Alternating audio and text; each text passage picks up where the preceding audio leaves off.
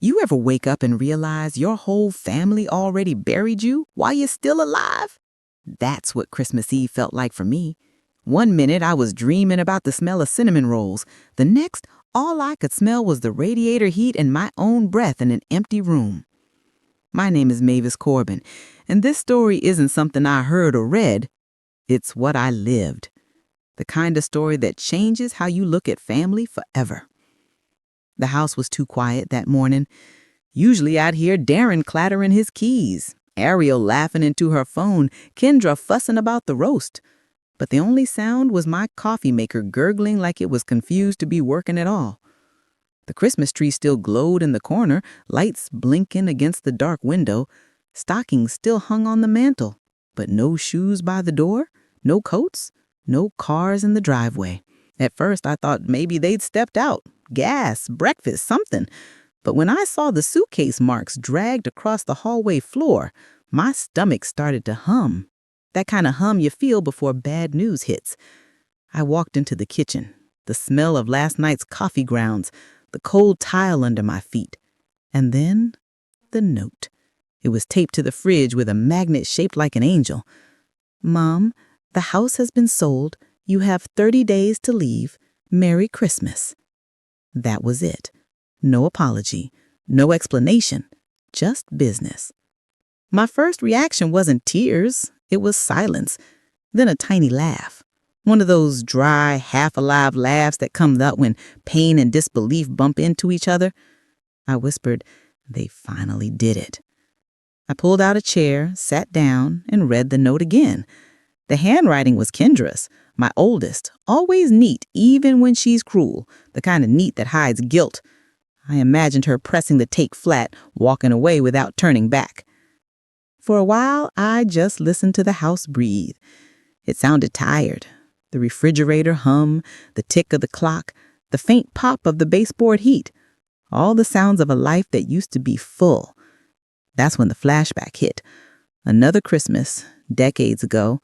My sister Vera and I stringing popcorn on the same living room floor. She was humming a Miles Davis tune, laughing when I kept breaking the thread. Then Harlan, my husband then, walked in and everything changed. I can still see her eyes shift, guilt passing through like a shadow. The night I found out about them, I threw her out and never looked back. 30 years since that silence started. Now here I was again, alone on Christmas. Another betrayal, humming through the same walls. It almost felt poetic. I walked to the window. The morning light was thin, watery. Outside, snowflakes drifted like ash. I whispered to nobody, "You ever raise people so long they forget who taught them to stand?" The phone sat on the counter beside the note. My hand hovered over it. There were so many numbers I could have called. The lawyer, the bank, the police. But one number burned louder in my mind than all the rest. I hadn't dialed it in 30 decades. I didn't even know if she'd pick up. Before I tell you what happened next, let me ask you something. If you've ever had somebody you love walk out like you never existed, just drop a heartbreak in the comments so I know I'm not alone. I took a deep breath, dialed the number, and pressed the phone to my ear. One rang. Two. A click. Then that voice, smoky, older, but still hers. "Mavis?" The coffee kept dripping behind me as I said, calm as ever, "Merry Christmas, Vera." "Mavis." Her voice carried the kind of smoke that comes from old jazz and older regrets. For a second, I forgot how to speak. 30 years of silence has a weight. It doesn't lift easy. "Vera," I said finally. Just her name. The air between us thickened like syrup. I could hear music in the background, soft trumpet, a man laughing, clinking glasses. It wasn't morning where she was. It was her kind of night. "You still keep secrets for people?" I asked, my tone sharp but steady. She paused. I could almost see her blinking slow, then that little scoff I remembered when we were girls. "You still pretending not to need anyone?" The line went quiet again. The kind of quiet that presses on your chest. I walked to the window, looking out at the yard. The snow was turning to slush, dirty at the edges. A stray cat trotted past, disappearing into the fence gap. I'm calling because they sold the house. My house. You hear me? I hear you, she whispered. What you want from me, Mavis? Her voice trembled like she already knew this wasn't a casual call. Help, I said simply, but not the kind you think. I could hear her pull away from the receiver, ice clinking in a glass, the scrape of a bar stool. Lord, you know I'm not built for your kind of storms no more, she muttered. I just got myself sober, 6 months. Don't make me look back. The word sober hit me like a hymn. I didn't even know she'd quit drinking. Back then, I thought liquor would outlive her pride. I leaned on the counter and closed my eyes, trying to match her tone to the woman she used to be, the one who made people forget their troubles with a song and a smile. You always were built for storms, I said quietly. You just like standing in the rain. She laughed, soft, broken. Still poetic, huh? After all this time. I didn't answer. I let her words hang. Behind her, the music swelled, an old Coltrane tune I recognized. That song used to play the night everything between us shattered. Harlan had it spinning on the record player when he told me about her, about them. I can still remember how I stood by that same kitchen window, too proud to scream, too hurt to cry. Now, decades later, that same voice, the one that ruined me, was the only one that could help me heal. There's poetry in pain if you wait long enough. You really calling me about a house? She asked finally, after all these years? No, I said. I'm calling about what's inside it. She didn't speak, but I could hear the air shift, the bar noise fading. She must have stepped outside. The street sounds came through, the hum of cars, wind brushing against her coat. Mavis, she said slowly, you sure you want my help? You know what that means. People will start talking again. About me? About Harlan? I've lived long enough with silence. Let them talk. There it was again. That long pause. Then the sound of her lighting a cigarette and exhaling. You haven't changed, she said, still talking like you already made peace with hell. I smiled to myself. Hell's just another place to rest your feet if you own the fire. Vera sighed, long and heavy. All right then, sister. Tell me what they did. They sold my house, left me a note like I'm a tenant, but I don't want it back the same way. Then how you want it? I looked at the tree lights still blinking behind me, reflections dancing against the glass. I want it back clean. I want it to mean something again. I heard her flick the cigarette to the pavement. A beat passed. Then she said, send me your address. The bar music swelled again faintly in the distance as she hung up. I stared at the phone, my pulse slow but sure. 30 years of silence had just cracked open, and through it, I could almost hear the sound of something new being born. When the cab pulled up, I almost didn't open the door. 2 days after that call, I'd started to think she'd changed her mind. But there she was, Vera Whitaker, wrapped in a long camel coat, a red scarf tied too neatly for a woman who used to live out of jazz clubs. The wind lifted her hair as she paid the driver, and for a moment I saw the girl she used to be, the sister who laughed too loud and loved too fast. Then she looked up, and all I saw were ghosts.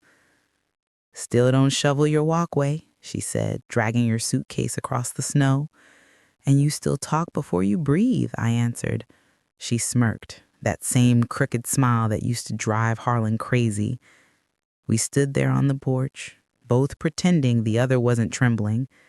The silence between us had aged, but it hadn't softened. I stepped aside. Come in before the cold decides we both owe it enough to freeze. Inside, the air changed. She looked around the house slowly, like she was walking through a museum of her own sins, touching the banister, staring at the family pictures, whispering, still smells like him. I turned from the photos on the wall. Don't you say his name in my house. Her face tightened. You still carrying that cross? And you still pretending you didn't hand me the nails? I shot back. I shut her up. For a while, the only sound was the ticking of the old wall clock, the same one that used to ring every hour Harlan worked night shifts. Vera dropped her bag by the couch and sighed. "You called me, Mavis. Don't start this like I showed up uninvited." I was right. I had called her, not for apologies, but for answers. They sold the house. Without asking? Without warning. My own blood turned me into a stranger in my kitchen. Vera looked at me, eyes softening just a bit. "You sure this about them? You sound like somebody still chasing a ghost." I almost laughed at that, 'cause she was right. But ghosts don't scare me anymore. They just remind me what's left to bury. We spent that night in stiff silence. She slept on the couch. I stayed in my room, pretending to read, but listening to her shift under the blanket. Every creak of the floorboards felt like a conversation waiting to start. The next morning, she came into the kitchen barefoot, hair wild, holding 2 mugs of coffee. "You still take it black?" I nodded. We drank in silence. Then she said quietly, "You called me for a reason. What is it you think I can do?" "Find what's mine," I said. Her eyes drifted toward the stairs. "Then we start where it all began." It took us an hour to climb through the attic. Dust, cobwebs, the smell of cedar and old paper, boxes stacked high like tombstones of another life. Then Vera found it. A trunk, half buried under a quilt. "He marked it with your initials," she whispered. I hesitated before touching it. The brass latch was rusted but warm under my palm. When it opened, the scent of Harlan's cologne filled the air, faint but familiar, like forgiveness you're not ready to accept. Inside were old photographs, folded letters, and a brown leather ledger. Vera flipped through it, then stopped. "Mavis, look at this." Each page was filled with Harlan's handwriting, dates, deposits, signatures. "He was paying into something," she said. "Every month, for years." The last page read, "Corbin Family Trust, in case she ever forgets what's hers." My knees nearly gave out. I sat on the floor, clutching the ledger to my chest. Vera crouched beside me. "Looks like he was saving you, even from them." I met her eyes for the first time in years. "Then let's finish what he started." She nodded, voice low but firm. "I'll start making some calls." As she pulled out her phone and stepped toward the attic window, I heard her murmur, "Horace still lives down in Montgomery. He'll know what to do." The ghost of my sister had returned, and this time she came carrying the past. The morning Deacon Horace arrived, the sky looked bruised, pale gray, streaked with hints of blue, like it couldn't decide whether to heal or rain. I hadn't seen him in years, but when he stepped through the front door, his presence filled the house the way church choirs fill silence. Heavy, familiar, unmistakable. "Mavis Corbin," he said with that same deep voice that used to roll through Sunday sermons. "You look like time didn't dare take too much from you." I smiled faintly. "Time took plenty, Horace, just not my mind." He laughed, but his eyes were all business. Vera had called him 2 nights ago after finding the ledger. He'd been Harlan's friend long before he became a deacon, back when they worked at the mill together. If anyone understood what those numbers meant, it was him. Vera brought coffee for all 3 of us. She sat by the window, half listening, half watching the street. Her restlessness made me nervous. She was sober, yes, but sobriety doesn't erase ghosts. It just keeps them quiet. Horace set the toffee on the table, flipping through with slow, deliberate fingers. "This here," he said, pointing at a line from 20 years ago, "ain't just bank entries. This is a joint ownership account. Property taxes, insurance, maintenance, all drawn from a dual fund under both of your names. Mavis, this house can't be sold without your signature." I blinked. "Say that again?" He adjusted his glasses. "They forged a sale. But it don't hold. Legally, you still own half this property. Maybe more, depending on what else your husband tucked away. Vera exhaled sharply, leaning forward. So we can call the police? Press charges? Horace looked at me, not her. You could, but you'll be dragging your own blood through public mud right before Christmas. Is that what you want, Mavis? I stared at the ledger. The pages smelled like cedar and old ink. Somewhere between anger and sorrow, I felt something sharper, clarity. No, I said finally. I don't want them arrested. I want them taught. Vera frowned. Taught? I want a lesson they'll never forget. One that doesn't end when the cameras leave or the gossip fades. I want them to feel the weight of what they threw away. Horace nodded slowly. Then you'll need more than law. You'll need legacy. That's when Vera stood, pacing the floor. Her heels clicked like drum beats. Then make the house something they can't touch, she said suddenly. Something living, something untouchable, a place they can't sell because it no longer belongs to them. Turn this house into purpose. Her words hit deep. I looked around at the worn curtains, the old photographs, the faint creak of floorboards that once echoed laughter. They treated this home like a transaction. Maybe it was time I made it sacred again. Horace closed the ledger and slid it toward me. You've got the leverage. Now decide how to use it. I traced the edge of the book with my fingers. For the first time since the note, I felt steady. Not broken, not vengeful, just steady. If they thought they sold my house, I whispered, then we'll show them what it means to give something away for real. Vera met my eyes. You sure you're ready for that, sister? I've been ready since they taped that note to my fridge. Outside, the first flake of snow touched the window pane, melting as fast as it came. Horace stood to leave, tucking his hat under his arm. You always had a strange way of forgiving people, he said softly. That's because I don't forgive with words, Horace. I forgive with work. He nodded, the floor creaking under his step as he left. The house fell quiet again. But this time, it wasn't empty. It was waiting. That night, I didn't sleep. I sat in the dark living room, the ledger open on my lap, the pages glowing soft under the lamp like holy scripture. Every number, every note written in Harlan's hand felt like he was whispering to me across time.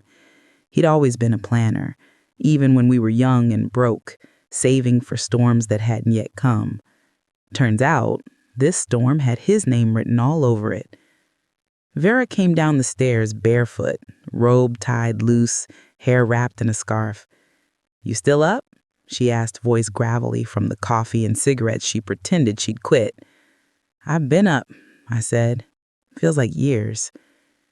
She sat across from me, folding her legs under her like she used to when we'd gossip on the porch as girls. Horace said you got the right to claim the house, so what now? I traced one of Harlan's signatures with my finger. He left something called a foundation clause. Says here he wanted part of his estate to go toward family stability efforts in the Savannah area. Never activated it. Meaning, I said slowly, meaning we can use it. We can turn this house into something that honors him and end this foolishness once and for all. Vera leaned back, arms crossed. You talking about that idea I had, the house being alive? Not just alive, untouchable. She nodded, half grinning. So, how we do that? I opened another folder Horace left. He's going to help us re-register the property. The Corbin Foundation for Families in Transition. I'll be chairwoman. The house becomes the foundation's headquarters. My kids can't sell what doesn't belong to them anymore. Vera let out a low whistle. You always had a quiet kind of vengeance. Daddy used to call it your holy mean streak. I smiled. Guess I come by it honest. When the paperwork was spread out before us, the room felt full again, like it was breathing. Vera scribbled notes, Horace's instructions on speakerphone guiding us step by step. My name at the top of every page looked strange. It had weight again. But even as I signed, a heaviness pressed at my chest. I saw flashes, Ariel crying after her first heartbreak, Darren running across the yard with a kite Harlan made, Kendra sitting at the kitchen table doing math homework while I worked double shifts at the hospital. I raised them to survive, but I hadn't realized survival could turn cruel. Somewhere between holding them and letting them go, I'd taught them how to take without giving back. Vera caught me staring into space. "Don't go drowning in memories now. They made their bed." "I know," I said quietly, "but I made the sheets." She looked at me for a long time, then softened. "You did what you had to. That's what mothers do." I nodded, but the ache didn't leave. Still hurts. Not the house, not the money, the fact that they didn't think I'd fight. "Then fight," Vera said, "but fight smart." By morning, the first legal drafts were ready. Horace would file them quietly through a friend at the registrar's office. Everything about the Corbin Foundation would look legitimate, and it was. The house would serve as shelter, education space, and resource center for single mothers. But deep down, I knew it was also my battlefield. As the printer hummed, Vera poured fresh coffee. "You realize what this means, right? They come home and find out the house belongs to a foundation. They're going to lose their minds." I met her eyes, steady. Good. Maybe losing it will make them remember who built it. Outside, dawn stretched over Savannah, pink and gray and soft. The tree branches swayed, tapping the window like approval. I closed the ledger, placed it back in Harlan's trunk, and whispered, "We're home again, baby. Just not how they planned." Vera raised her mug in a half-toast. "To the Corbin Foundation," she said. I lifted mine. "To lessons learned the hard way." The house creaked as if it heard us, alive, just like we promised. Paris was supposed to be paradise. That's what Kendra kept telling herself when the hotel curtains opened to reveal the Eiffel Tower glimmering in the distance. She adjusted her phone, tilted her chin just right, and hit record. "Good morning, my beautiful people," she sang into the camera. Her smile stretched a little too wide. The live hearts flooded in, thousands of strangers congratulating her on a life that wasn't real. Behind her, Darren groaned from the couch, shirt half-buttoned, eyes bloodshot. "You really gotta post that fake nonsense before breakfast?" She turned, annoyance flashing across her face. "It's called content, something you'd understand if you weren't losing money faster than I can spend it." He scoffed, rubbing his temples. "At least I ain't pretending. Half this trip's running on borrowed luck anyway." From the corner, Ariel looked up from her tablet. "Can y'all not do this again? It's too early for ugly." She said it softly, but her voice carried the weight of someone tired of pretending too. Ariel's husband, Evan, had already left for a business meeting that morning, which everyone knew meant a day away from his family's chaos. Kendra tossed her phone on the bed and crossed her arms. "Maybe y'all had some ambition. You wouldn't have to depend on me to keep things together." Darren laughed, a dark, dry sound. "You mean depend on Mom? Let's not rewrite history now." The room went still. Even the Paris wind outside seemed to pause. It was the first time any of them had mentioned her since they left Savannah. Ariel closed her tablet. "Not again." Kendra picked up her phone again. "Good. That's what we wanted, right? A break from her drama."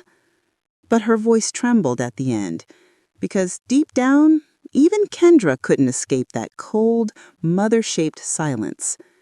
Later that afternoon, while Ariel wandered through boutiques and Darren disappeared into a casino near the Champs-Élysées, Kendra sat alone at a cafe terrace. The waiter brought her espresso and a pastry she didn't order. The sound of French chatter surrounded her, but all she could think about was the note she'd left on the fridge, her mother's fridge. She could see Mavis reading it, see her face, hear that silence that followed. Her phone buzzed. A message from her husband, Marcus. "We've got another problem. They're asking where the transfer came from. I told you this would get messy." Kendra typed fast. "Keep it quiet. I'll handle it when I get back." The truth was, half the house money had already vanished before they'd even boarded the plane. Marcus had used it to cover an embezzlement hole at his firm, swearing it was temporary. Now, temporary was running out. Darren stumbled back to the hotel near midnight, jacket missing, shirt wrinkled, smelling like debt. "Lost again," he muttered. "But I'll fix it. I just need another loan." "Another?" Ariel's voice cracked. "You're out of your mind." "I'm out of options." And he looked at Kendra. "You got more of that sale money left?" Kendra looked away, clutching her phone. "No." He stared at her. "No, or you're lying." She didn't answer. He read it in her silence. Ariel sat on the edge of the bed, face pale. "Y'all realize what we did, right? We sold our childhood, our memories. For this?" She gestured to the half-empty champagne bottle, the crumpled receipts, the shallow glitter of their luxury trip. Kendra finally whispered, "We'll make it right when we get back." Darren laughed again, bitter and hollow. "Right, because Mom's just sitting there waiting to forgive us?" The words hung in the room, heavy and cold. Kendra turned off her phone, staring at her reflection in the black screen. "She always does," she whispered, but even she didn't sound convinced. Across the ocean, her mother's silence was louder than any apology they could fake. The first sound that morning wasn't silence. It was the scrape of Vera dragging a ladder across the porch. I stood by the window, coffee in hand, watching her battle with a tangled string of Christmas lights like she was wrestling her past into shape. The air smelled of paint, pine, and something new, something alive. We'd been working for 3 days straight. The Corbin house no longer looked abandoned. It looked like it was remembering itself. The walls were stripped, repainted in warm cream. The front door gleamed red again. Even the old porch swing where Harlan used to read the paper swayed softly, as if nodding in approval. "Come on out here, Mavis," Vera called, her voice rough but playful. "You can't lead a revival from behind the glass." I smiled, stepping outside. The winter sun kissed my face, cold and bright. "You missed a spot," I said, pointing at a drip of paint on her shoe. "I missed a whole life," she shot back, laughing. "One shoe's the least of my problems." We worked side by side for hours, painting, sweeping, fixing the porch rails. Every stroke felt like erasing a bruise. The neighborhood noticed. By noon, Mrs. Coleman from 2 doors down brought pies. By evening, the Johnson twins wandered in asking if we needed help untangling lights. That's how it started, a slow trickle of people who'd once avoided our street now stepping inside. The house that betrayal tried to kill began breathing again. When I pulled open the old pantry, I found boxes of flour and canned peaches left behind. "We should cook," I said suddenly. Vera arched a brow. "Cook? It's Christmas week. Every kitchen in Savannah's cooking something. Let's give these folks a reason to stay." By morning, the house smelled like cornbread, turkey broth, and cinnamon. We opened the doors wide, music spilling onto the street. Kids darted in and out with frosting on their fingers. The women laughed in clusters, flour dust on their clothes. "Lord, you think this was 1985 again," Vera muttered, stirring a pot of gumbo. I almost forgot what it felt like to have a house full of noise. Noise is life. Silence was killing this place. A woman I didn't know stepped inside, carrying a tray of biscuits. "I'm Denise," she said, smiling shyly. "Vera said y'all needed extra hands." "Come on in," I told her. "Ain't no such thing as too much help around here." She rolled up her sleeves and joined me at the counter. As we chopped onions, she studied me closely. "You used to work at St. Luke's Hospital, didn't you?" I looked up surprised. "That was years ago. You must be mistaken." She shook her head. "No, ma'am. You were my daughter's nurse, little Kayla. You sat up with her all night when they said she might not make it." The knife froze in my hand. I remembered. Big brown eyes, tubes, a quiet mother praying in the corner. "Kayla," I whispered. "She pulled through." "She did," she said softly. "She's 16 now, top of her class.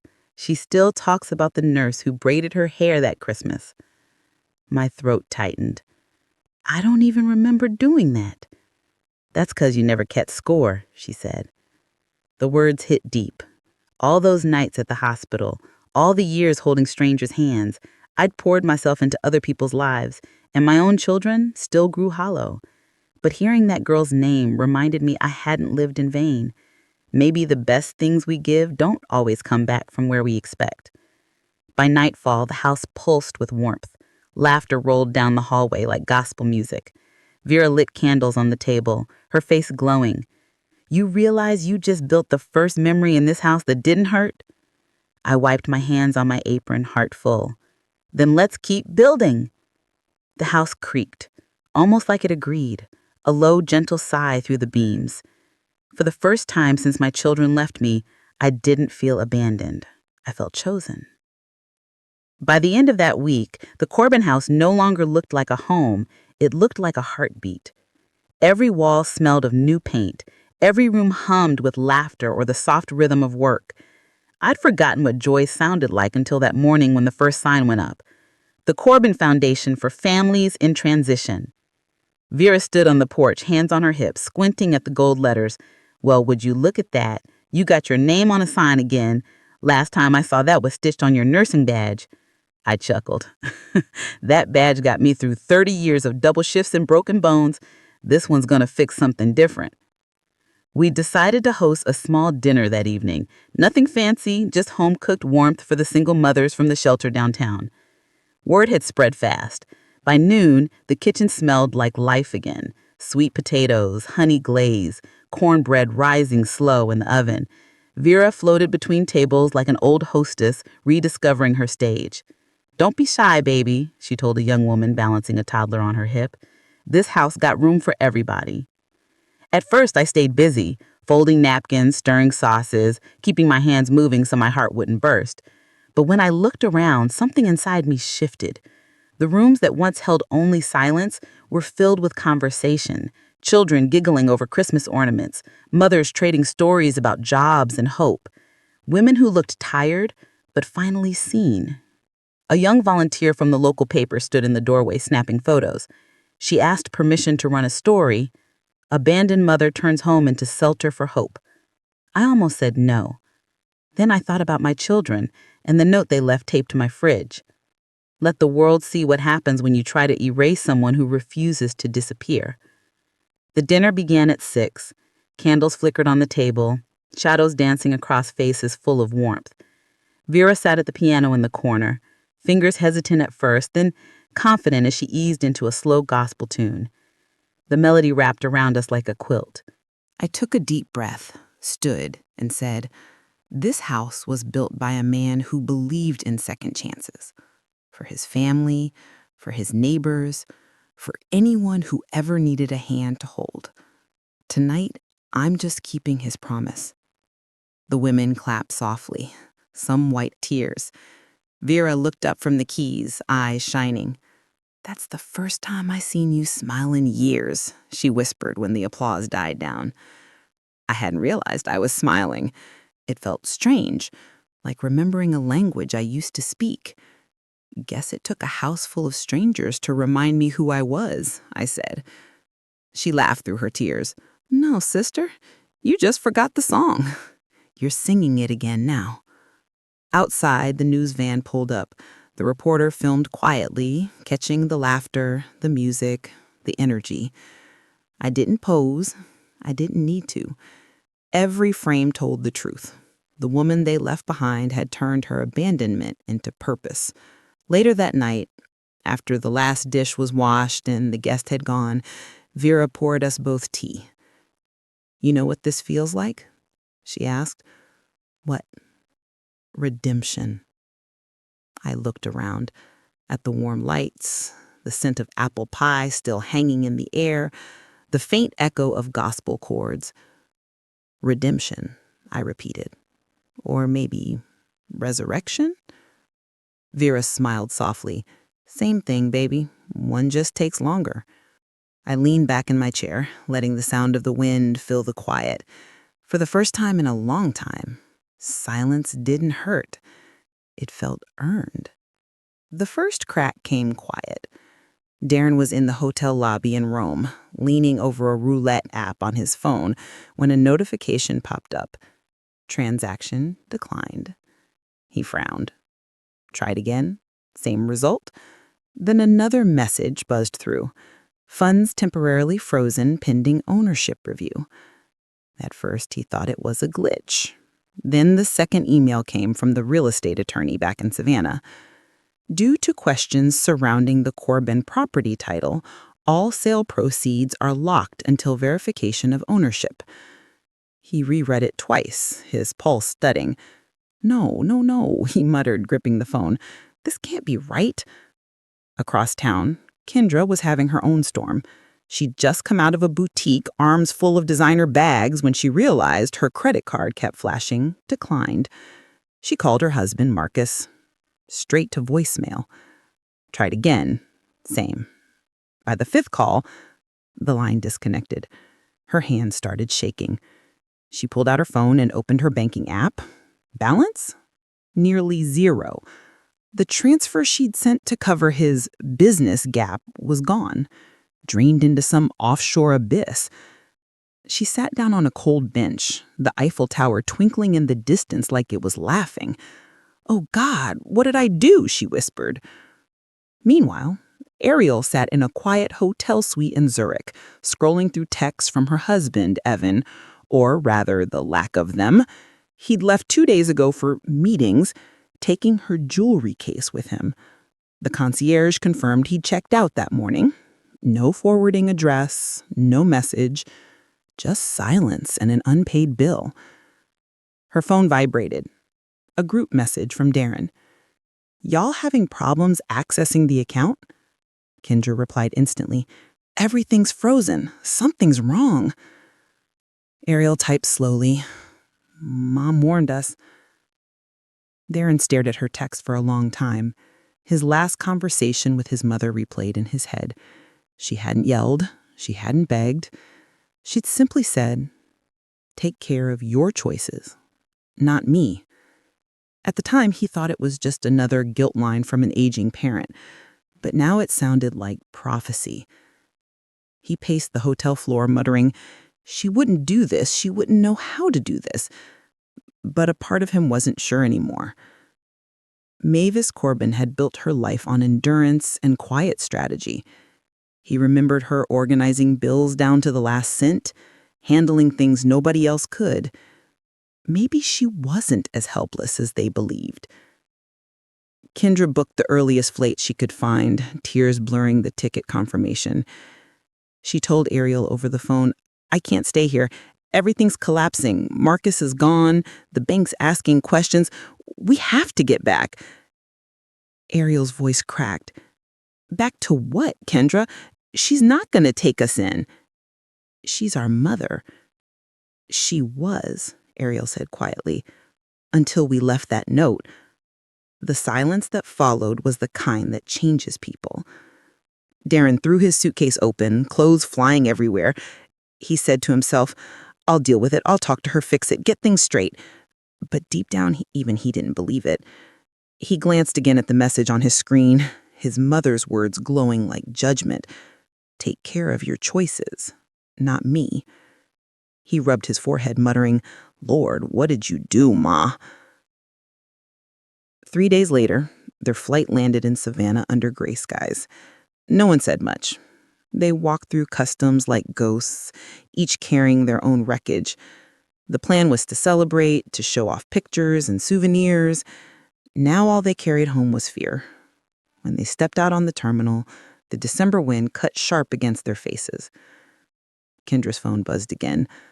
Another message, but not from Marcus or the bank. It was a local headline, forwarded by a friend back home. Abandoned mother turns family home into shelter for hope. A photo loaded beneath it. Mavis standing on the porch, smiling. Kendra's breath caught. Darren's phone slipped from his hand. Ariel whispered, "Oh my God." She did it. None of them spoke after that. They just stood there on the curb, cold and silent, watching the taxi lights blur through tears they couldn't explain. 5 days later, the cab turned down Magnolia Lane, and everything looked wrong. The Corbin house, once tired, peeling, hollow, now glowed like it had been reborn. Fresh paint gleamed cream in the afternoon sun, the yard was trimmed, the porch lined with poinsettias, and the driveway, their driveway, was packed with cars. Kendra leaned forward in the back seat. "What's all this?" Darren pressed a hand to the window, staring. Laughter drifted through the air, children's laughter, gospel music, the smell of sweet potato pie. It didn't sound like home. It sounded like a celebration they weren't invited to. The cab slowed as the music grew louder. Ariel couldn't barely breathe. "She's having a party," she whispered. They stepped out on the curb. Neighbors stood near their fences, whispering behind polite smiles. Everyone knew. Every sideways glance carried the same quiet judgment. Those are the ones who left their mother. Kendra straightened her coat, trying to find some dignity. "Stay calm," she told her brothers. "We'll handle this the right way." But her voice shook as she said it. They walked up the path like strangers trespassing on their own memories. The front door was open, warmth spilling out with the smell of collard greens and cornbread. The dining room was full, women and children sitting where their family once did, laughing under golden light. The old chandelier shimmered, the furniture gleamed. Even the pictures on the wall were different. Photos of smiling families, framed certificates, and a banner that read, "The Corbin Foundation, Restoring Hearts, Rebuild Reforms." Kendra froze in the doorway. "What is this?" she whispered. A little boy ran past her, nearly knocking into Darren, carrying a plate of macaroni and cheese. "Sorry, mister," he said, grinning. Vera appeared from the kitchen, apron dusted with flour. She stopped when she saw them, her expression unreadable. "Well," she said finally, "look who decided to come home." "Where's my mother?" Kendra asked. Vera wiped her hands on the apron. "You'll see her when she's ready." Ready? What is this place? What it should have been all along. Before Kendra could respond, the room quieted. Conversations died down, heads turned. From the hallway, Mavis appeared, dressed in soft gray, pearls at her neck, her hair pinned neatly. Her presence filled the space before she even spoke. She didn't rush. She walked slowly, deliberately, as though she'd been expecting this moment for years.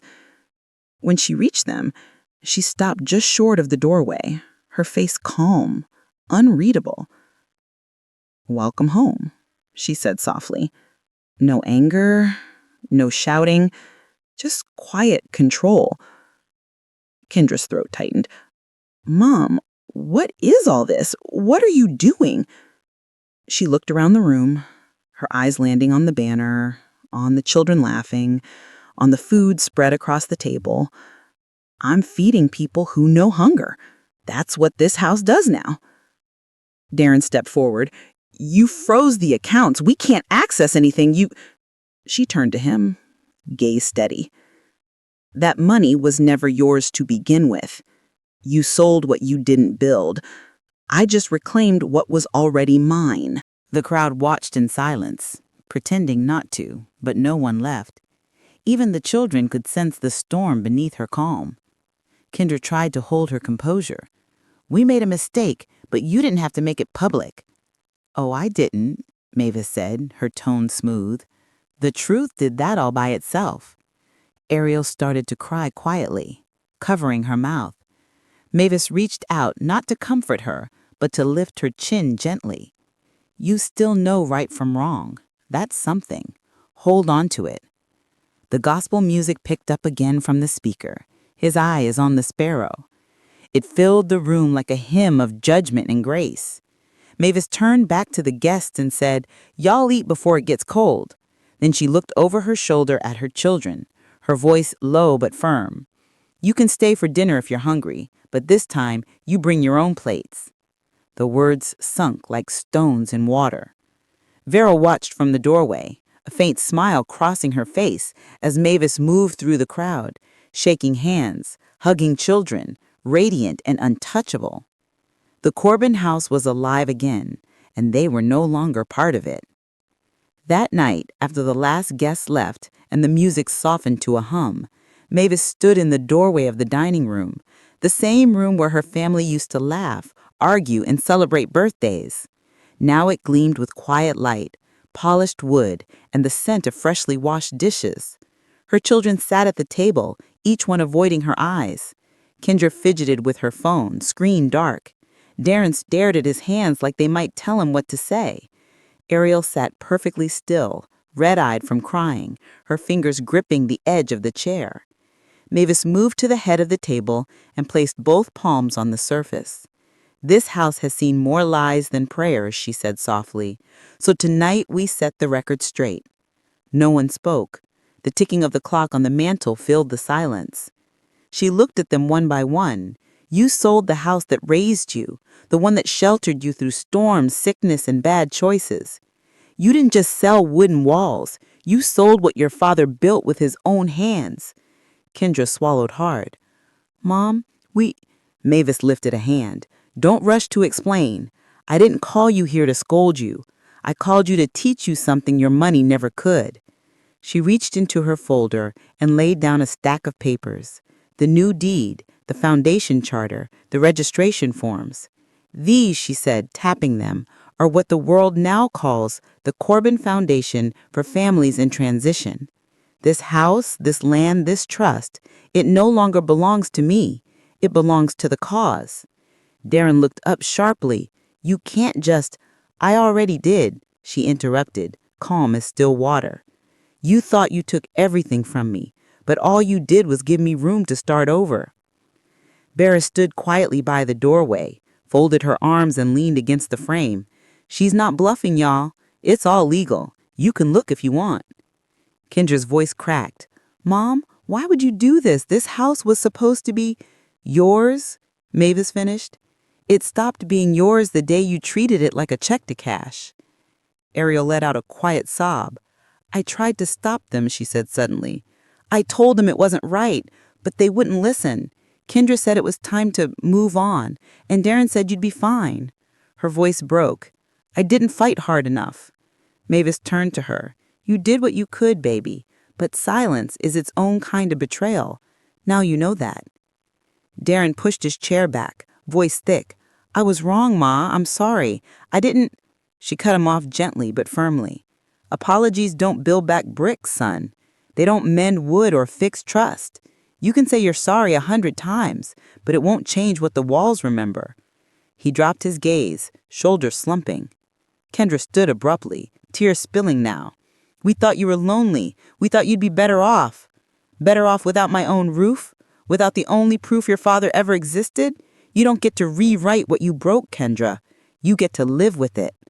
The air grew thick, the kind of silence that hums like electricity. Outside, the neighborhood lights flickered, laughter echoing faintly from the street. Mavis softened then, her eyes not angry but steady, glowing with something deeper than pride, conviction. "I didn't do this to punish you," she said. "I did it to remind you that love isn't alone. You don't get to cash it in when it's inconvenient." No one replied. The truth sat on the table heavier than any meal they'd ever shared. She gathered the papers, slid them back into her folder, and stood. Dinner's over, and so is the old way of things. Vera stepped outside as Mavis walked past her, her heels soft against the polished floor. The house didn't feel empty this time. It felt honest. Behind her, no one moved. The three of them sat in the flickering candlelight, surrounded by everything they'd lost, still breathing, still learning what love costs. The next morning, the air inside the Corbin house felt different, thinner, sharper, almost like the walls themselves were waiting to see how it would end. Mavis sat at the same dining table, paper spread before her like a general preparing for the final battle. Vera stood near the window sipping coffee and staring out at the gray sky. The children, grown but suddenly small again, sat opposite their mother, drained and wordless. Mavis tapped the table lightly. "You know, when your father died, I thought I'd never figure out how to handle his affairs. Turns out he made it simple. He left a trust, a quiet one. Said it was for the family as long as the family remembered what family meant." Kendra's head lifted slowly. "You said the house belongs to the foundation now. What about the rest?" Mavis looked straight in her eye. "That's what we're here to discuss." She slid a set of documents across the table. "Every account tied to your father's estate, savings, stocks, insurance, all of it has been moved under the foundation's management, effective immediately." Darren blinked, unsure he'd heard right. "Moved? You mean, she said calmly, "you will receive nothing until you prove you can stand on your own 2 feet. No more monthly stipends, no emergency withdrawals, no inheritance access." Ariel gasped softly. "You're cutting us off?" "I'm setting you free," Mavis replied. "You wanted freedom from me. Now you have it." The words landed like stones. Darren's fists clenched under the table. "You can't just control everything, Ma. You're not the government." "No," she said, her tone even. "I'm worse. I'm your mother, and I'm the one who still carries your father's name." Kendra pushed back from the table, anger bubbling beneath the surface. "You think this is going to make us better people? Taking everything? You're just proving why we left in the first place. You never let anyone breathe." Mavis' eyes softened, but her voice didn't waver. "I gave you breath, Kendra. You just wanted wind you didn't have to earn." Vera coughed softly, breaking the tension. "Easy now, both of you." Mavis leaned forward, folding her hands. "I'm not here to humiliate you. I'm here to remind you what legacy means. You can't inherit what you don't respect. This foundation, your father's name, will outlive me. If you want to be part of it, you'll have to earn it through honest work." Darren's voice cracked. "And if we don't?" She simply said, "Then you walk away, but you walk empty." Silence fell. The only sound was the ticking clock and the faint hum of gospel radio coming from the kitchen. Ariel began to cry again, this time quietly.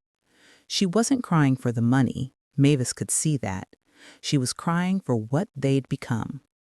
Kendra turned her face away, trembling. "So that's it? You're done with us?" Mavis rose from her chair. "No, baby. I'm just done carrying you." For a long moment, no one spoke. The authority in her tone didn't come from anger. It came from peace, the kind that follows a long fight finally won. Vera stepped forward, her eyes misty. She reached up and slowly slid 2 gold rings from her fingers, the same ones she'd worn since the night she and Harlan broke her sister's heart decades ago. She placed them gently into Mavis's hand. "This time," she said softly, "you win the right way." Mavis's throat tightened. She closed her hand around the rings, feeling their weight.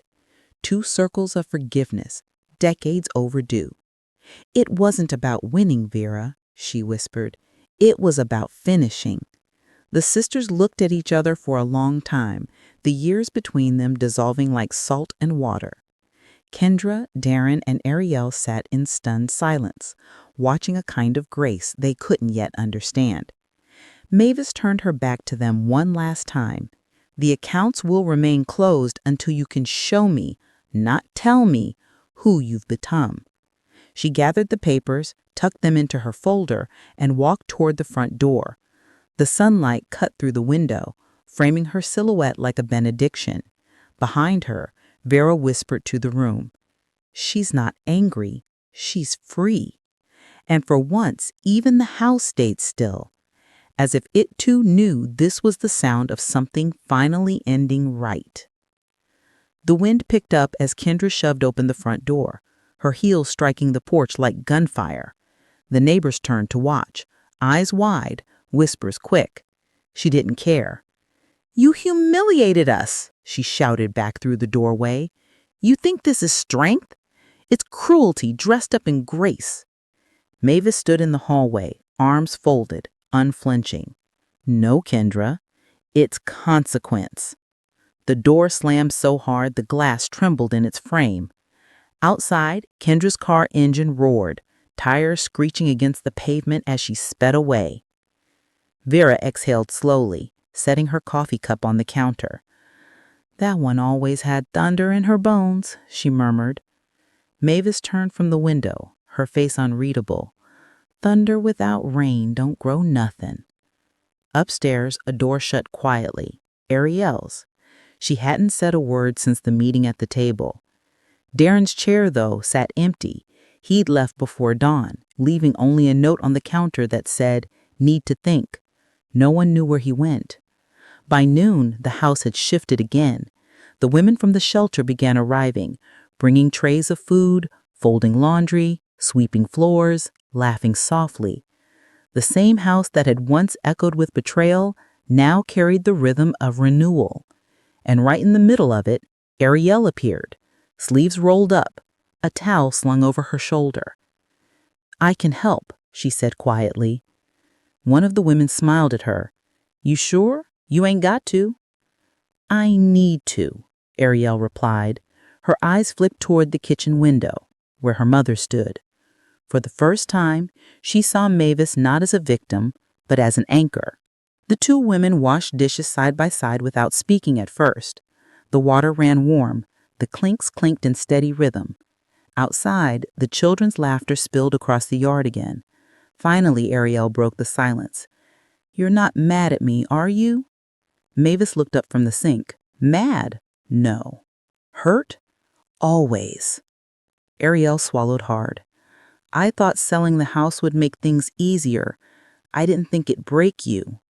Mavis wiped her hands and turned, her tone gentle. "Baby, you didn't break me. You just reminded me how much I could carry." Ariel replied again, "I want to make it right." "Then start by showing up. Every day you choose to stand in truth, you're already rebuilding." Across the room, Vera leaned against the doorway, watching. "Lord," she said softly, "you sound like one of those preachers that don't take up offerings." Mavis chuckled. "Maybe I've just been in church too long." They moved to the back porch once the kitchen was clean. The evening sun stretched gold over the yard, lighting the new sign by the date. The words "The Corbin Foundation" shimmered like promise. Mavis sat down slowly, easing into the rocking chair Harlan once built.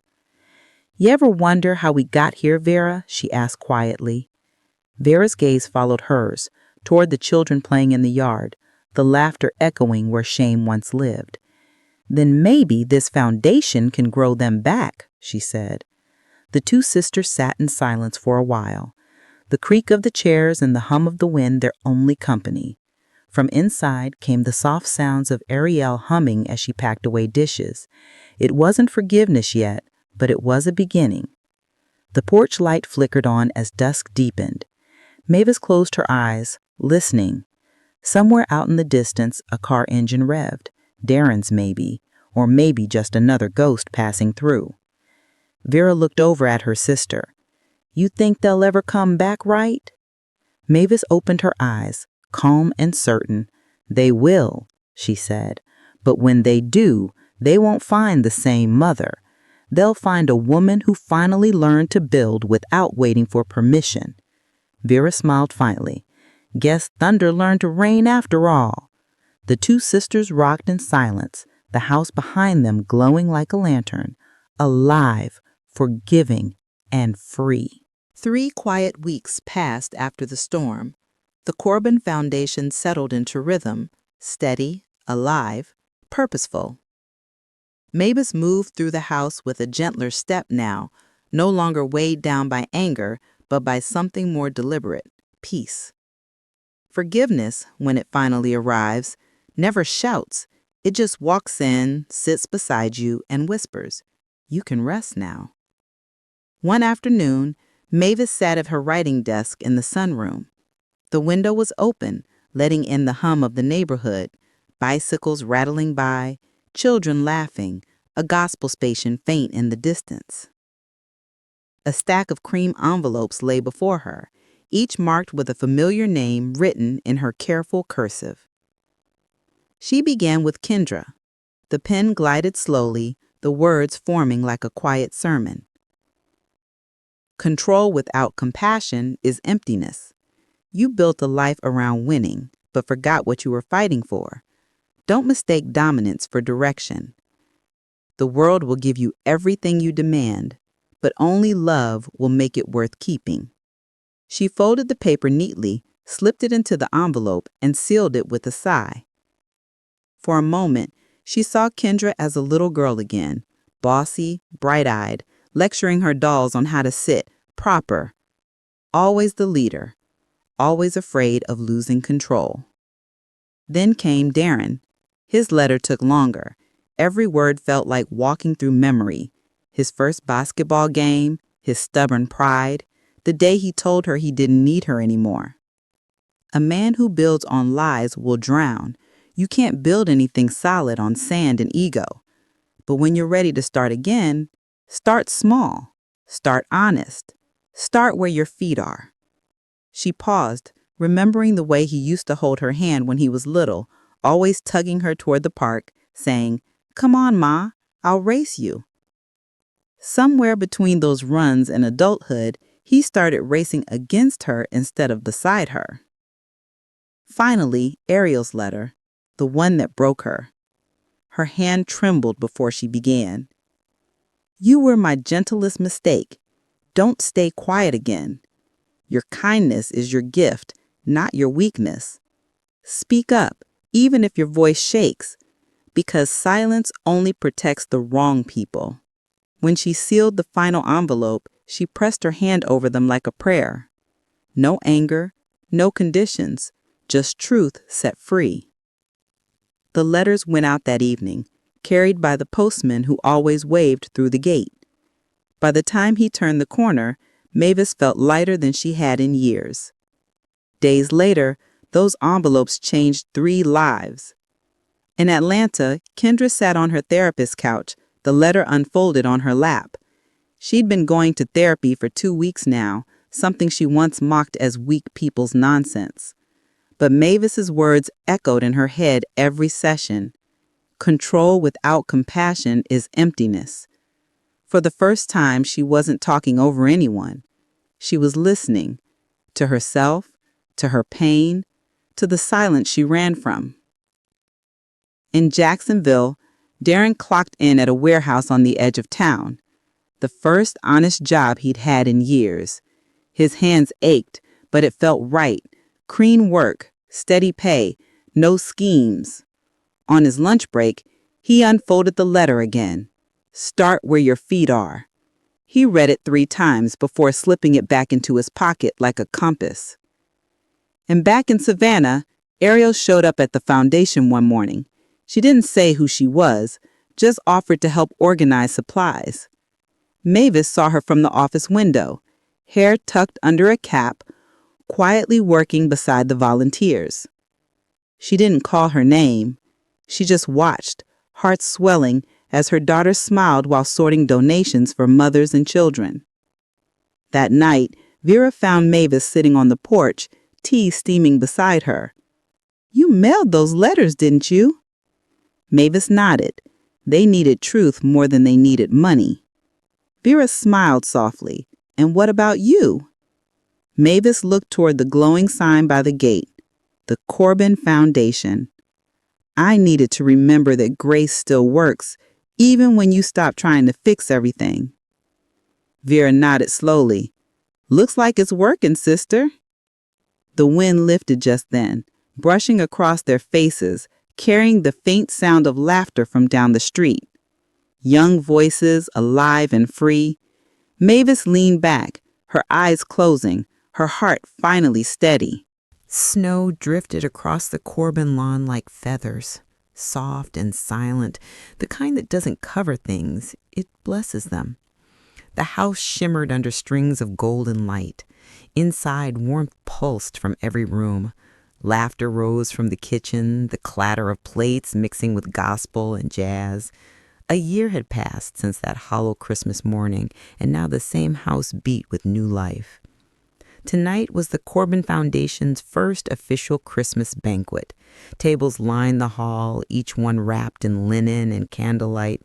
Mothers held their children close, volunteers poured sweet tea, and somewhere near the piano, Vera adjusted her stool, ready to play. Mavis moved through the crowd like quiet royalty, hugging, smiling, listening. The gray in her hair had turned silver in the light. She wore soft emerald velvet, the kind of dress that didn't ask for attention but earned it. A small boy ran up, tugging her sleeve. "Miss Mavis, look what I made." He held up an ornament painted with messy streaks of red and gold. She crouched to meet his eyes. "That's beautiful, baby. You know what color that is?" He grinned. "Christmas!" She laughed, taking the ornament. "Exactly." At the center of the dining room, 3 chairs sat empty. Kendra's, Darren's, and Ariel's. In front of each was a sealed white envelope, rusting beside folded napkins. Mavis had written the names herself. The message inside each one was simple. You are always welcome here when you're ready to serve, not take. The words weren't punishment. They were a map home. Vera began to play, her fingers soft on the keys. The first notes of her new piece, Empty House, filled the air. Slow, mournful, then lifting into something brighter. Conversations quieted. People swayed, gently listening. Mavis stood near the window, watching reflections of the lights flicker on the glass. In that moment, she wasn't thinking about the pain anymore, just the peace that had come after. She thought of Kendra in therapy, Darren at his warehouse job, Ariel working quietly among the volunteers. They weren't perfect, but they were trying. That was enough. Vera's melody deepened, wrapping around the room like a lullaby. Mavis whispered, half to herself, "A full house again, just not the way I expected." A young reporter from the local paper approached, notebook in hand. "Mrs. Corbin, if you don't mind me asking, how does it feel to come full circle after what happened last year?" Mavis smiled gently. "It doesn't feel like a circle, sweetheart. It feels like a straight line that finally found direction." The reporter nodded, scribbling fast. As the music softened, Mavis made her way to the podium. The crowd turned. She didn't have a speech prepared, but she didn't need one. "When they left me," she began, her voice steady and rich, "I thought the story was over, but turns out sometimes God leaves a door empty so you can fill it with purpose. They left me alone on Christmas Eve thinking I had nothing left, but I had the one thing money can't sell, time to rebuild myself." Applause rose like a wave. Some clapped, some wiped tears. Even Vera paused her playing for a moment to look at her sister with pride that needed no words. Mavis continued softly, "This house used to hold pain. Now it holds people, and that's all the wealth I'll ever need." The music returned, slow and tender. Mavis walked toward the window again. Outside, the snow thickened, wrapping Savannah in white. She reached for the switch beside the frame, took one last look around. The tables glowing, children laughing, Vera smiling from the piano, and turned off the lights. The room dimmed, but the warmth stayed. From the darkness, the piano played the last gentle chords of Empty House. Mavis hummed along, eyes closed, the sound soft and steady. Peace finally reclaimed, legacy quietly complete.